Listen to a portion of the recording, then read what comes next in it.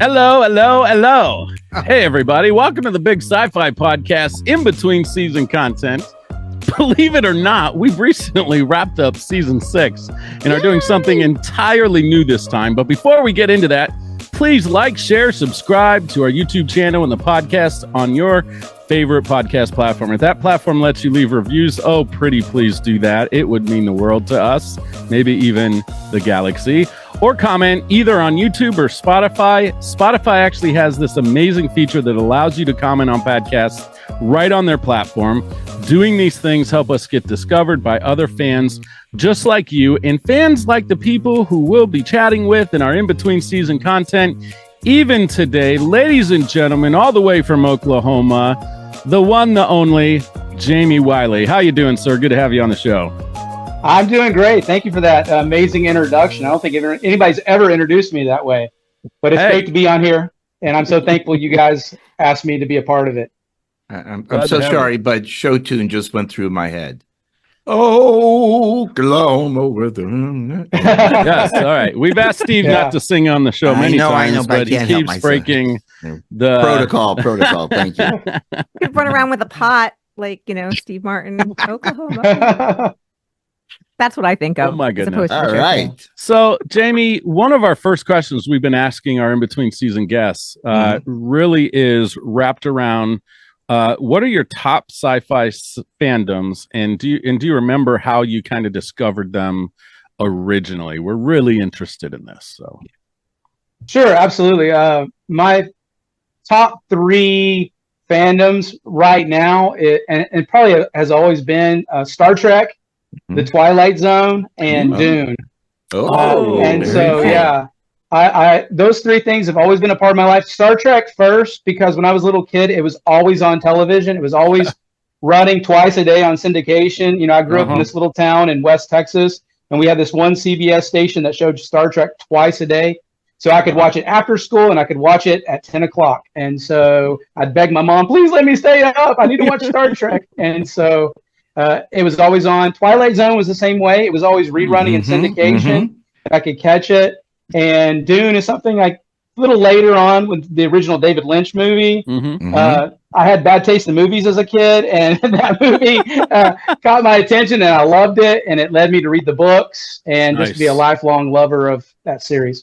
Have you watched the 2 new installments of the films? Absolutely, and they are good. Now, they are their own interpretation of the story, just like any movie.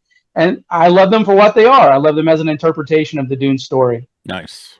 Well, I can see your fandom from Star Trek on your left shoulder. So there it is. Yes, yes, I'm a big believer in representing what you love. And so when kids at school walk into my office, they immediately know what I love.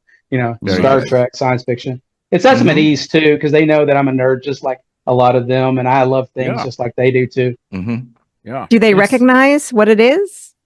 Well, some of them do. Some of them that's that thing that Sheldon likes on Young Sheldon. That's how they know Star Trek. That's their only frame of reference for a lot of them. Or some of them are like, yeah, my granddad watches it, or my parents watch it. That's their limited frame of reference for Star Trek. That's interesting. That's great. Do you get to go to conventions? Have you gone to any conventions?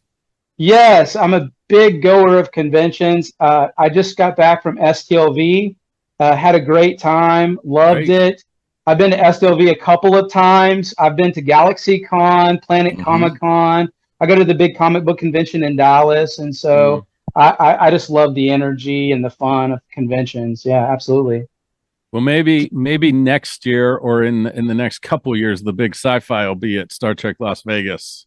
Sometime soon, all together. And if we're there and you're still listening, we need to hook up. We need to absolutely have dinner or something. Absolutely. But if you've ever been up to Long Island, there's this wonderful little convention that happens there at the end of May, where we'll be there once again. Yes, I've always wanted to go to that convention. It's just a tad bit. Well, I guess it's a little bit further than Las Vegas for me, but I've always wanted to go to that one too. Yeah. If you want, we can set up gambling if you'd like. Okay. I go fund me. Yes. When I was at STLV, I stopped by the Track Geeks booth and I told Bill how much I loved the Big Sci-Fi podcast. That's thank very you. You guys are amazing. I love the whole venue and how the atmosphere of your show. Love it. Thank you. Wonderful. Thank you for doing that. No So problem. do you cosplay when you go to these conventions? No, I love wearing my Star Trek T-shirts, but I'm far too self-conscious to dress up and do all those kinds of things. Most people who find out that I'm a lifelong Star Trek fan, they're like, "Ew, do you dress up too?" Yeah. And I'm like, "I've never dressed up once. I'll wear a T-shirt, maybe, but I've never. You know who I dressed up as a kid? Knight Rider. All right. Oh, I wanted to be on the A team too. That's absolutely. what I dressed up as. I tell people the same thing. I say, yes, I'm a Trekkie, but I don't cosplay and I don't speak Klingon. So yeah. That's the level of Trekkie I am. Now you mentioned Twilight Zone. When did you get into Twilight Zone? Because that's a little earlier than you've been around.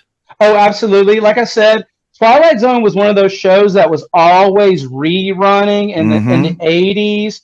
And so it was always a part of my life. And I just remember watching that show and just being entranced and scared and thrilled at the same time by the whole atmosphere of it. And I loved the nature. You never know what kind of story you were going to get. The characters were new. It was just something new every episode. And so I've always loved that. And it's always just been a part of my life. I can't tell you how many times I've seen those episodes and just love it. Go ahead, Chris. Steve. No, I was going to say, just the mind of Rod Serling is there. 93 episodes he wrote of that series. It's amazing. Absolutely. Go ahead, Brian. I'm sorry. Well, I want to know, again, I don't know if we've asked this question yet for our in-between. Do you have a favorite quote from a series or movies? Oh, that's good, yeah. And why does it resonate with you? I like what Captain Picard said in Next Generation. He said, things are only impossible until they're not.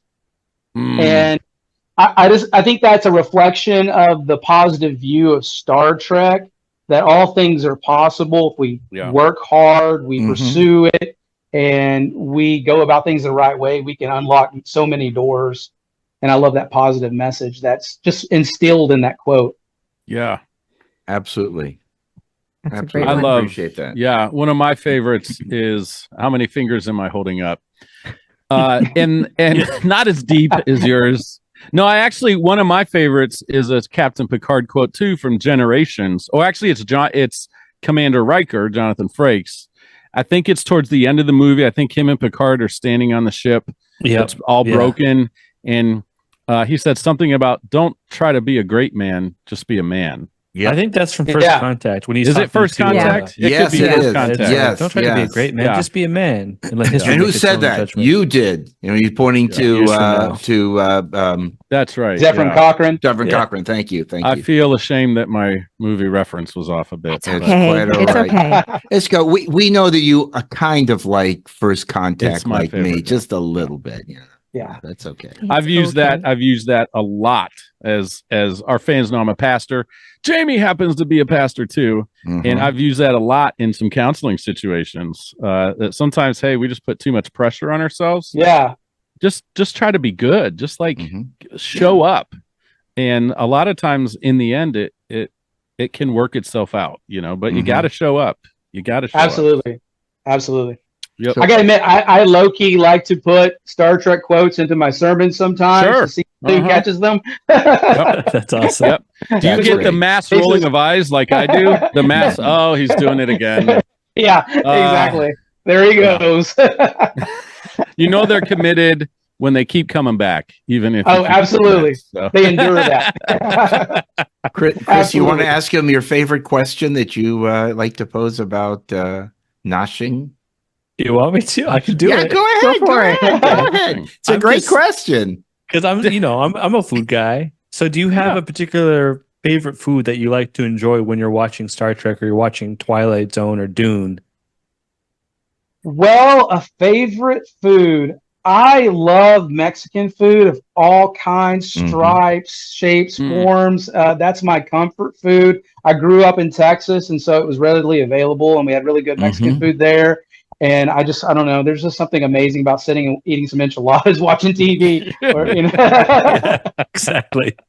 You got me hungry here for enchiladas all of a sudden. I haven't had those in a while. Oh, well, Jamey, first of all, we just want to say thank you for listening.